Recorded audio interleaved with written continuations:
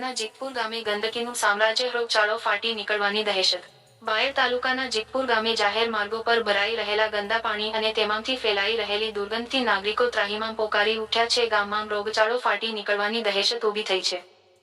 જેતપુર ગ્રામ પંચાયતના સત્તાવાળાઓ દ્વારા થોડા સમય પહેલા જેતપુર ગામમાં ગંદા પાણીના નિકાલ માટે આરસીસી કેનાલ બનાવેલી હતી, પરંતુ આ કેનાલમાં જે તે વિસ્તારના રહીશોના ઘરોના ગંદા પાણીના નિકાલના કનેક્શન ના અપાતાં છેવટે રહેણાંક વિસ્તારનું ગંદુ પાણી જાહેર રસ્તા ઉપર ફેલાઈ રહ્યું છે।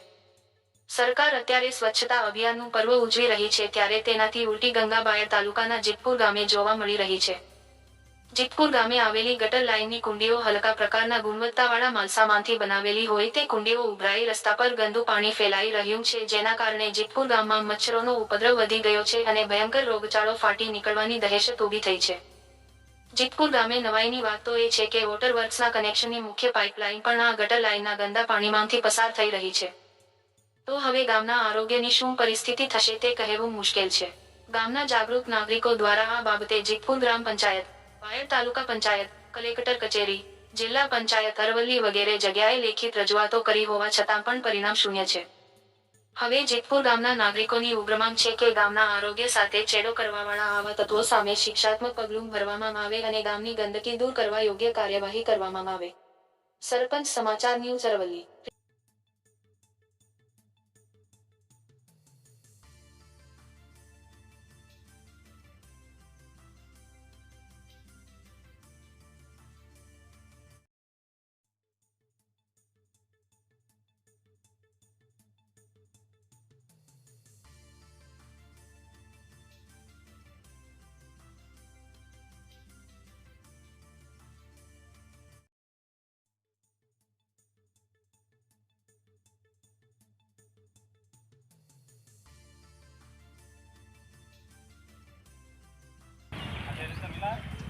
આથી 111 TV બરાબર અરજી કરેલી તાલુકા જેતપુર ગ્રામ પંચાયત, તાલુકા પંચાયત, બાયડ, જિલ્લા કલેક્ટર મોડાસા કોઈ કાર્યવાહી થઈ નહીં આજ સુધી।